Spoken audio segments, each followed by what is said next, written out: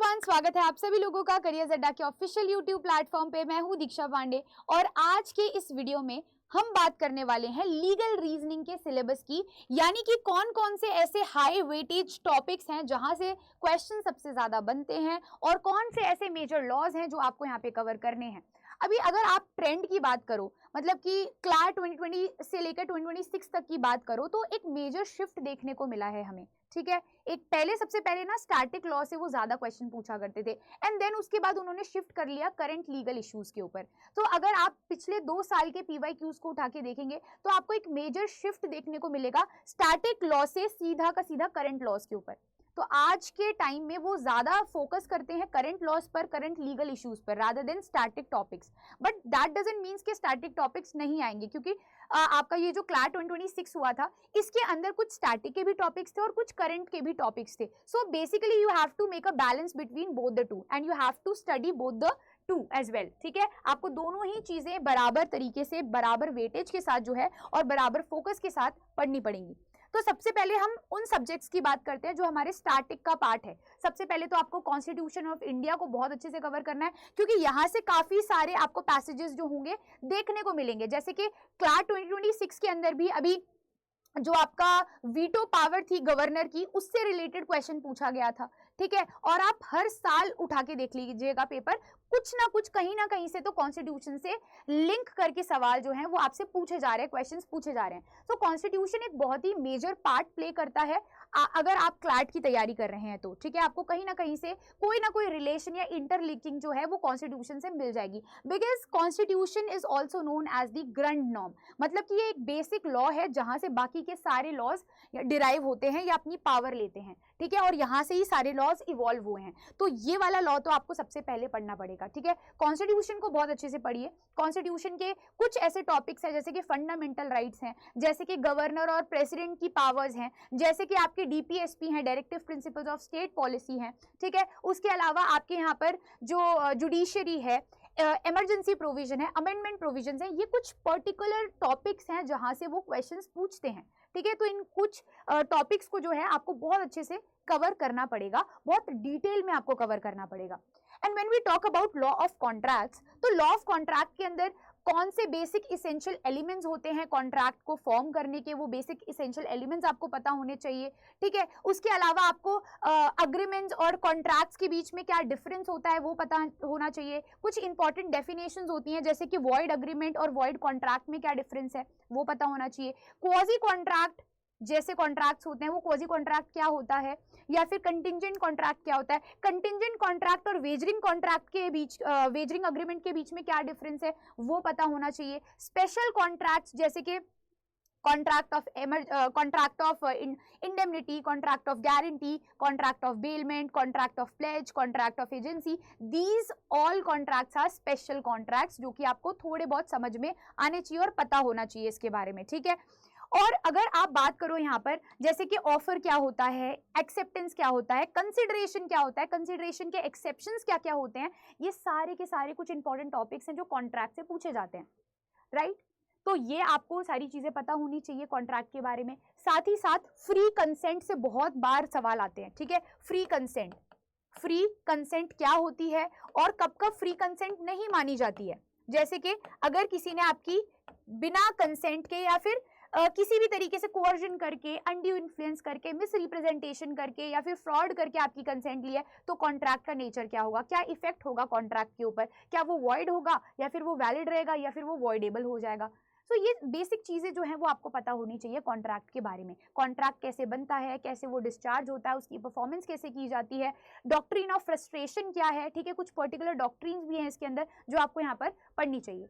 Then उसके बाद अगर हम टॉट के ऊपर जाए तो टॉट से भी कई बार क्वेश्चन आया है। ठीक है, पिछले कुछ 4-5 साल पहले जो आपका क्लैट हुआ था उस टाइम पर आपसे टॉट से क्वेश्चंस पूछे गए थे। तो टॉट के अंदर बेसिकली आपको पता होना चाहिए नेचर ऑफ टॉट क्या है, टॉट की एक्चुअल डेफिनेशन जो है वो कहाँ दे रखी है, section 2M of limitation act 1963, वो डेफिनेशन आपको पता होनी चाहिए। देन उसके बाद इसेंशियल एलिमेंट्स क्या होते हैं कॉन्ट्रैक्ट के, टॉट के। टॉट में 2 मैगजीम्स बहुत पॉपुलर हैं, injuria sine damnum and damnum sine injuria, उसके बारे में आपको पता होना चाहिए। उससे रिलेटेड कुछ केस लॉज हैं जैसे ग्लॉकेस्टर ग्रामर स्कूल केस है और आपका एशबे वर्सेस वाइट का केस है, वो पता होना चाहिए। देन आपको ये पता होना चाहिए कि क्रिमिनल लॉ और सिविल लॉ में क्या डिफरेंस होता है, प्राइवेट रॉन्ग और पब्लिक रॉन्ग क्या होते हैं। उसके बाद आपको ये भी पता होना चाहिए कि स्ट्रिक्ट लायबिलिटी और एब्सोल्यूट लायबिलिटी क्या होती है, दोनों के बीच में डिफरेंस क्या होता है, कौन से एसेंशियल एलिमेंट्स होते हैं जो स्ट्रिक्ट लायबिलिटी में होने चाहिए और एब्सोल्यूट लायबिलिटी में होने चाहिए, स्ट्रिक्ट लायबिलिटी के एक्सेप्शंस क्या क्या होते हैं। ये कुछ इंपॉर्टेंट टॉपिक्स हैं। अगेन वाइकेरियस लायबिलिटी, उससे तो इस बार क्लास 2026 के सैंपल पेपर में भी क्वेश्चन आया था वाइकेरियस लायबिलिटी से, वाइकेरियस लायबिलिटी। सो आपको वाइकेरियस लायबिलिटी के बारे में भी पता होना चाहिए और इसके सारे के सारे एसेंशियल्स पता होने चाहिए, क्योंकि यहाँ से सबसे डिफिकल्ट क्वेश्चंस बनते हैं। बच्चे कंफ्यूज हो जाते हैं, कोर्स ऑफ एम्प्लॉयमेंट क्या होगा, ऑथराइज्ड वर्क क्या होगा, तो वो बहुत सिचुएशन को बहुत कॉम्प्लिकेटेड और ट्रिकी बनाकर आपको दे देते हैं, तो आप नहीं समझ पाते हो कि वाइकेरियस लायबिलिटी मास्टर की कब लगेगी कब नहीं लगेगी। तो इसके जितने भी एस्पेक्ट्स हो सकते हैं वाइकेरियस लायबिलिटी को, वो आपको समझने हैं, राइट। तो ये कुछ इंपॉर्टेंट मैंने आपको टॉपिक्स बता दिए टॉट से। टॉट के अंदर स्पेसिफिक टाइप के टॉट भी होते हैं, जैसे कि नेग्लिजेंस है, डेफेमेशन है। डेफेमेशन काफी इंपॉर्टेंट है क्योंकि डेफेमेशन आए दिन सुर्खियों में रहता है, किसी ना किसी का डेफेमेशन हो जाता है, तो डेफेमेशन के बारे में आपको पता होना चाहिए, ठीक है। देन उसके बाद न्यूसेंस क्या है, नेग्लिजेंस क्या है, ट्रेसपास क्या है, ठीक है, मिसचीफ क्या है, कन्वर्जन क्या है, ठीक है। सो ये सारी चीजें आपको पता होनी चाहिए टॉट के सेंस में। And when we talk about crimes, तो क्राइम्स के अंदर यहाँ पर स्पेसिफिक टाइप के क्राइम्स आपको देखने को मिलते हैं, जैसे कि crime against women, offences against women, offences against property, offences against body, offences against state, ठीक है। इनकोहेट ऑफेंसेस क्या क्या होते हैं, जैसे कि attempt, abetment and conspiracy, these are inchoate offences, ये होते क्या हैं।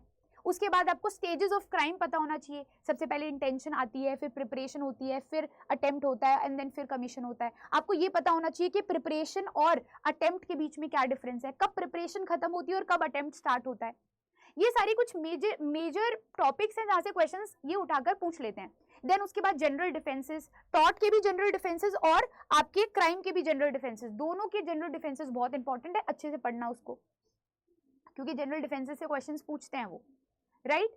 तो ये आपके लॉ रिलेटेड टू क्राइम्स हो गए। तो बीएनएस, अगर आप क्राइम की बात करो तो आपको यहाँ पे बीएनएस पढ़ना है और बीएनएसएस पढ़ना है, ठीक है। बीएनएसएस भी पूरी तरीके से नहीं पढ़ना है, इन दोनों लॉज को आपको सिर्फ एक ओवरव्यू की तरह पढ़ना है, बहुत ज्यादा डिटेल में नहीं पढ़ना। बीएनएसएस को बहुत ज्यादा डिटेल में नहीं पढ़ना, बस इसका कुछ प्रोसीजरल एस्पेक्ट आ जाता है, जैसे कि एफआईआर से रिलेटेड, एंटीसिपेटरी बेल से रिलेटेड आ जाता है, ठीक है। तो कुछ प्रोसीजरल एस्पेक्ट्स हैं जहां से क्वेश्चंस वो पूछ लेते हैं, राइट। तो आपको उन प्रोसीजरल एस्पेक्ट्स के बारे में थोड़ी सी नॉलेज, थोड़ी सी जानकारी होनी चाहिए, ठीक है। देन उसके बाद मिसलेनियस लॉज के ऊपर अगर हम आए तो मिसलेनियस लॉज में आजकल एनवायरमेंट लॉ से बहुत क्वेश्चन पूछे जाते हैं, जूरिस्प्रूडेंस से भी वो कई बार क्वेश्चन जो है वो पूछ लेते हैं, फैमिली लॉ से कभी काफी बार क्वेश्चन आया है, ठीक है। पैसेज आपको देखने को मिला है कि वॉइड और वॉइडेबल मैरिजेस से जो चिल्ड्रन बॉर्न होते हैं उनका लेजिटिमेट स्टेटस क्या होता है, लेजिटिमेसी स्टेटस क्या होता है, क्या वो लेजिटिमेट होते हैं या फिर वो इलेजिटिमेट माने जाते हैं। प्रॉपर्टी में इनहेरिटेंस का राइट उनके पास कितना होता है, कितना नहीं होता, वो सारी चीजें भी यहाँ पर देखी जाती है, ठीक है। इससे एक क्वेश्चन भी आया था, एक क्वेश्चन ही मतलब एक पूरा पैसेज आया था जिसमें 5 क्वेश्चंस भी थे, हाइपोथेटिकल क्वेश्चंस। तो आपको फैमिली लॉ बहुत अच्छे से पढ़ना है। देन उसके बाद जो आपके करंट लीगल इश्यूज में जो टॉपिक्स चल रहे हैं ना, जैसे मान लो अभी यूजीसी बिल चल रहा है, ठीक है, तो उसके बारे में आपको इन एंड आउट पता होना चाहिए, क्या पता उससे आप पैसेज यहाँ पर एक्सपेक्ट कर लो, है ना, मतलब क्या पता वो आपसे क्वेश्चन पूछ ले यूजीसी बिल से रिलेटेड कि कब यूजीसी बना था, उसका बेसिक काम क्या है, वो आपको कोई हाइपोथेटिकल सिचुएशन दे देंगे, ठीक है। एंड देन उसके बाद उससे रिलेट करके वो कॉन्स्टिट्यूशन भी पूछ सकते हैं, क्या ये आर्टिकल 14 का वायलेशन है, क्या ये आर्टिकल 15 के एक्सेप्शंस में नहीं आता कि SC/ST को रिजर्वेशन देना चाहिए, उनके राइट्स को प्रोटेक्ट करना चाहिए। तो आपको कहीं ना कहीं पे कॉन्स्टिट्यूशन को लिंक करके भी पढ़ना है, क्योंकि कॉन्स्टिट्यूशन बहुत बड़ा लॉ है जहां से बाकी सारे लॉज जो कनेक्ट हो जाते हैं, तो कनेक्ट करके पढ़ना है आपको, ठीक है, इंटरलिंकिंग करके पढ़ना है आपको। ऐसा सेपरेट और आइसोलेशन में कोई लॉ नहीं पढ़ना होता, क्योंकि हर एक लॉ ना दूसरे लॉ पर डिपेंड होता है, जैसे कि बीएनएसएस पर डिपेंडेंट है, तो आपको दोनों को साथ में एक इंटरलिंकिंग वे में पढ़ना है। कॉन्स्टिट्यूशन पढ़ रहे हो और कोई लीगल अफेयर, कोई लीगल न्यूज पढ़ रहे हो, तो उसको कॉन्स्टिट्यूशन से या किसी अदर लॉ से रिलेट करके पढ़ो, ठीक है। तो उससे आप होलिस्टिकली किसी चीज को अच्छे से कंप्लीट कर पाओगे। देन ये तो हमने बात कर ली स्टैटिक टॉपिक्स की, ठीक है। हाँ, मिसलेनियस लॉज में ना इंटरनेशनल लॉ से भी क्वेश्चन पूछते हैं, 2 साल पहले जो क्लैट का एग्जाम हुआ था उसमें मोनोइज्म और डुअलिज्म थ्योरी के ऊपर पूरा पैसेज दिया गया था, ठीक है। आईपीआर से क्वेश्चन आ जाता है, ज्योग्राफिकल इंडिकेशन से रिलेटेड एक पैसेज आपको देखने को मिलेगा पीवाईक्यू में, ठीक है। तो ये कुछ इमर्जिंग टॉपिक्स हैं मिसलेनियस लॉज के जहां से क्वेश्चंस वो आजकल पूछ रहे हैं, जैसे कि आईपीआर हो गया, जुवेनाइल जस्टिस एक्ट हो गया, पॉश एक्ट हो गया, पॉक्सो एक्ट हो गया, ठीक है। उसके अलावा आपका फैमिली लॉ हो गया, इन्वायरमेंटल लॉ हो गया, इंटरनेशनल लॉ हो गया। इनके बारे में आपको थोड़ा सा हल्का फुल्का पता होना चाहिए, एक मेजर ओवरव्यू तो आपको लेकर जाना चाहिए, ठीक है। फिर अगर हम बात करें करंट लीगल इश्यूज की, तो यहां पर ना आपको बेसिकली करना क्या है, पूरे साल भर में जो भी इंपॉर्टेंट इवेंट्स हो रहे हैं लीगल मैटर में, जहां पे लीगल मैटर इन्वॉल्व है, उन सारे लीगल मैटर्स को, उन सारे लीगल इश्यूज के ऊपर आपको जानकारी रखनी है, इंफॉर्मेशन रखनी है आपको। जैसे अभी यूजीसी का पूरा मामला चल रहा है तो आपको पता होना चाहिए यूजीसी के बारे में, ठीक है। एआई के बारे में बहुत सारी चीजें यहाँ पे जो है एक्सपेक्ट की जा सकती है, क्योंकि एआई जो है वो एक इमर्जिंग फील्ड बनता जा रहा है, जिसका यूज तो है लेकिन मिसयूज बहुत ज्यादा है। डीप फेक टेक्नोलॉजी का मिसयूज बहुत हो रहा है, तो डीप फेक को रेगुलेट करने के लिए कोई लॉज बनाए जाएंगे कि नहीं बनाए जाएंगे, या कोई लॉ बन रहा है या नहीं बन रहा। डीपीडीपी एक्ट के बारे में यहाँ पर बहुत ज्यादा चीजें जो है वो डिस्कशन में चलती रहती हैं। डेटा प्रोटेक्शन जो एक्ट यहाँ पर बनाया जा रहा है, ठीक है, उसके बारे में चीजें बहुत ज्यादा उसमें है, सुर्खियों में है, तो आपको उनके बारे में पता होना चाहिए। तो जो चीज हॉट टॉपिक बना हुआ है, जो भी मैटर हॉट टॉपिक बना हुआ है, उसके बारे में आपको खबर होनी चाहिए। ये क्रक्स है पूरा, ठीक है। और वो आपको होगा कैसे, वो आप रेगुलर न्यूज़पेपर पढ़ के कर सकते हो, ठीक है, रेगुलर मैगजीन्स पढ़ के कर सकते हो, कोई ऑनलाइन सोर्स को रेगुलरली आप फॉलो करना स्टार्ट कर दो, जैसे कि लाइव लॉ है, बार एंड बेंच है, ठीक है। इन सारे सोर्सेज को आप रेगुलरली फॉलो करना स्टार्ट कर दो तो आपकी और ऑटोमेटिकली लीगल करंट जो आपकी नॉलेज है वो बहुत अच्छी हो जाएगी, क्योंकि उसमें आए दिन कोई ना कोई आर्टिकल आता है। लाइव लॉ पर तो अगर आप सेम डे कोई आर्टिकल पढ़ रहे हो तो वो फुल लेंथ आर्टिकल आपको फ्री ऑफ कॉस्ट मिल जाएगा, लेकिन अगर आप अगले दिन पढ़ रहे हो तो फिर वो लॉक हो जाता है, फिर आपको प्रीमियम खरीदना पड़ता है। सो इट्स बेटर कि आप जिस दिन आए उसी दिन आप पढ़ लो, ठीक है, फ्री ऑफ कॉस्ट आप पढ़ पाओगे। सो ये कुछ जैसे लीगल इश्यूज हैं जो कि आप पढ़ सकते हो, ठीक है, जो पिछले 1 साल से बहुत ज्यादा हॉट टॉपिक बने हुए हैं, जैसे कि फेडरलिज्म, स्टेट और सेंटर के बीच में जो टेंशन चल रहा है, प्रेसिडेंट के पास वीटो पावर कितनी है, गवर्नर के पास वीटो पावर कितनी है, वो सारी चीजें। अभी जो तमिलनाडु के गवर्नर थे उन्होंने असेंट नहीं दिया था 10 बिल्स के ऊपर, उनको रोक के रखा था, एब्सोल्यूट वीटो और सस्पेंसिव वीटो उन्होंने लगा दी थी। तो क्या उनके पास ये वीटो पावर होती है, क्या वो अनरीजनेबल टाइम तक वीटो पावर को यूज कर सकते हैं? द आंसर इज नो, ठीक है। तो सुप्रीम कोर्ट की उसके ऊपर जजमेंट भी आई थी, राइट। तो उसका एक केस भी है, governor of Tamil Nadu versus government of Tamil Nadu, ठीक है, ये एक केस है, उसको आप पढ़ सकते हो। देन रिजर्वेशन ज्यूरिस्प्रूडेंस, अभी यूसीसी चल रहा है, उसके अलावा यूसीसी नहीं, अभी आपका यूजीसी बिल चल रहा है, रिजर्वेशन ज्यूरिस्प्रूडेंस है उसके ऊपर पूरी, ठीक है। क्यों हमें एक्सक्लूड करना है जनरल कैटेगरी को, क्यों एक्सक्लूड नहीं करना है, दोनों के पक्ष आपको पता होने चाहिए। क्रिटिसिज्म भी, प्रोस कौन, सारी चीजें आपको पता होनी चाहिए यूजीसी बिल के बारे में। हो सकता है वो आ जाए, क्योंकि बहुत बड़ा टॉपिक बन चुका है अभी ये, ठीक है, हर जगह इसके बारे में डिस्कशन हो रहा है। उसके अलावा यहाँ पर लेजिस्लेटिव इम्यूनिटीज, जैसे एमपीज और एमएलएज की कुछ पावर्स होती है ना, पार्लियामेंट के अंदर एमपीज के पास कुछ प्रिविलेजेस होते हैं। आर्टिकल 105 को अगर आप पढ़ोगे तो उनके पास कुछ पार्लियामेंट्री प्रिविलेजेस होती हैं, तो वो प्रिविलेज कहाँ तक वो एक्सरसाइज कर सकते हैं।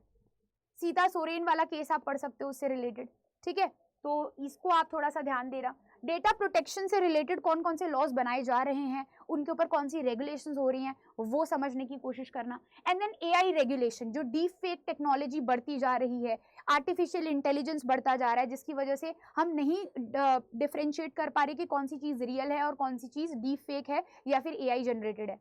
तो एआई जनरेटेड कंटेंट्स के ऊपर किस तरीके से रेगुलेशन यहाँ पर जो है किया जाएगा, उसके बारे में यहाँ पे पूरी चीज आपको पता होनी चाहिए। मतलब एक बेसिक आइडिया तो आपको होना चाहिए, ताकि अगर पैसेज आए तो पैसेज आपको समझ में आए। डीप फेक आपने पढ़ा ही नहीं कभी तो आपको नहीं समझ में आएगा कि डीप फेक होता क्या है, ठीक है। तो आपको बेसिक अंडरस्टैंडिंग होनी चाहिए, बाकी आपको पैसेज में सारी इंफॉर्मेशन मिल जाएगी। तो आपको पैसेज को पढ़ने में और अंडरस्टैंड करने में काफी मदद मिलेगी अगर आपको इन सारी चीजों की नॉलेज है तो। उसके बाद सोशल मीडिया और सेंसरशिप के बारे में है ना, सोशल मीडिया पे सेंसरशिप रखनी चाहिए या नहीं रखनी चाहिए, क्योंकि सोशल मीडिया पे तो हर तरीके का कंटेंट अवेलेबल है। क्या वो चिल्ड्रन के लिए हार्मफुल है? क्या सोशल मीडिया के ऊपर एक बार लगाने, सोशल मीडिया को एक एज बार लगा देना चाहिए कि इतने छोटे बच्चे सोशल मीडिया नहीं चला सकते? ये बहुत डिस्कशंस हैं, और ये डिस्कशंस के ऊपर आपके ओपिनियन तब बन पाएंगे जब आप इनको रेगुलरली फॉलो करना स्टार्ट करोगे। देन उसके बाद वक्फ अमेंडमेंट बिल अभी आया था लास्ट ईयर, है ना, उसके बारे में थोड़ा सा आप पढ़ना। उसके अलावा यूसीसी जो है वो भी चर्चा में है कि यूसीसी को कैसे इंप्लीमेंट कर सकते हैं, कैसे बाकी सारे स्टेट जो हैं वो यूसीसी को फॉलो करें, ठीक है, उनके ऊपर लॉज बनाएं।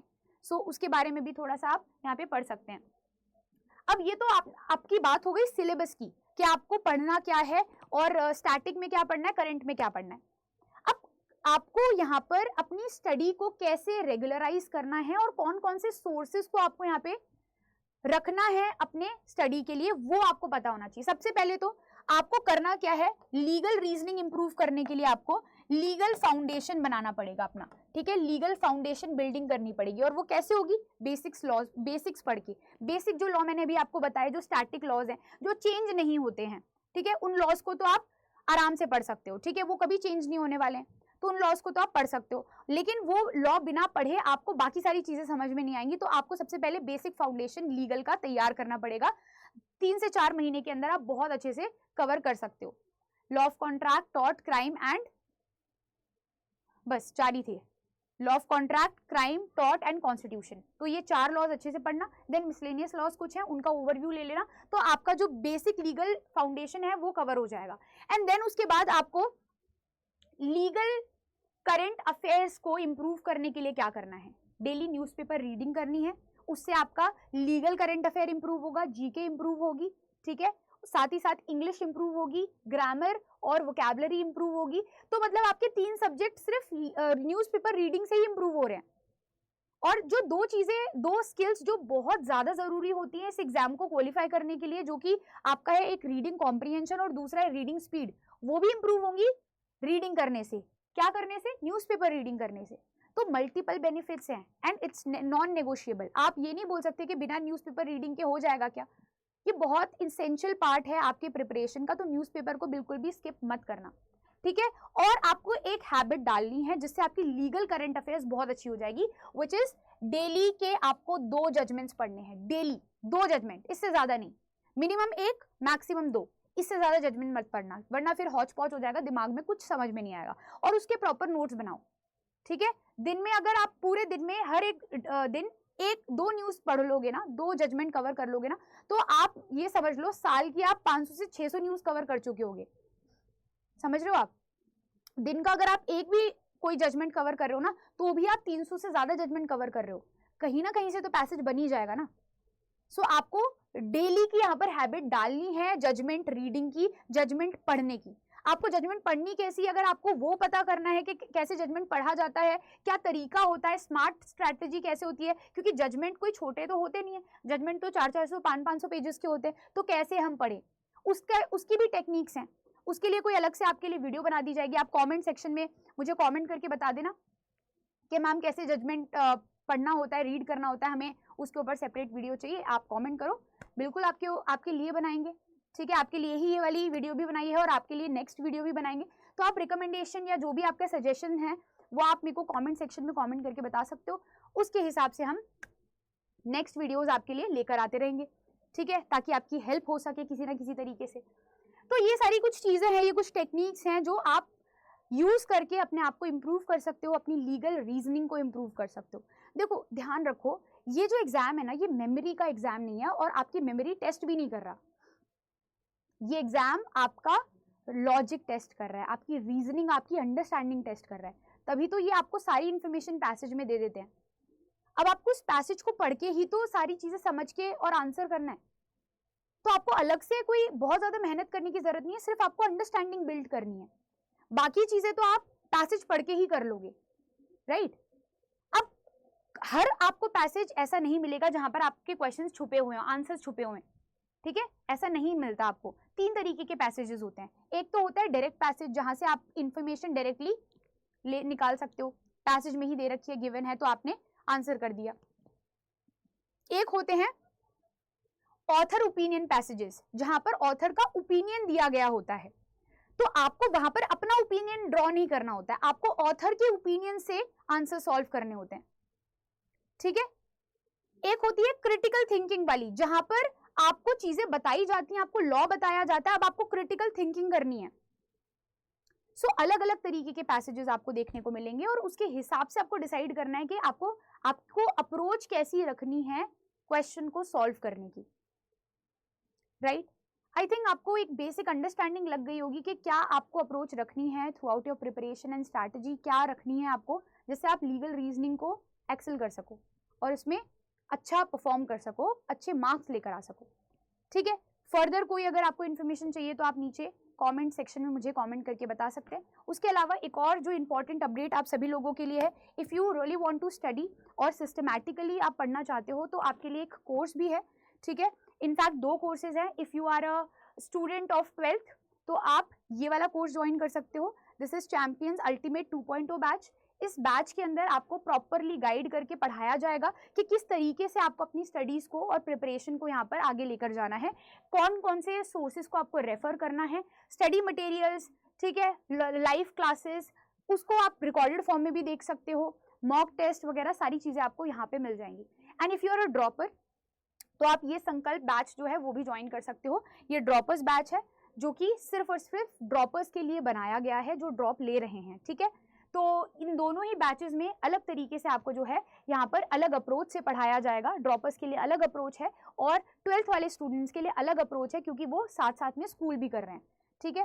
तो दोनों के लिए यहाँ पर स्ट्रैटेजी प्रॉपर प्लान करके बनाई गई है और इसीलिए इस कोर्स को हमने लॉन्च किया है ताकि दोनों ही स्टूडेंट्स, चाहे आप 12th में हो चाहे फिर आप ड्रॉपर हो, आप अपने तरीके से अपने टाइम को मैनेज करके जुडिशियसली यूज करके अपनी प्रिपरेशन को और अच्छा और बेहतर बना पाओ, ठीक है।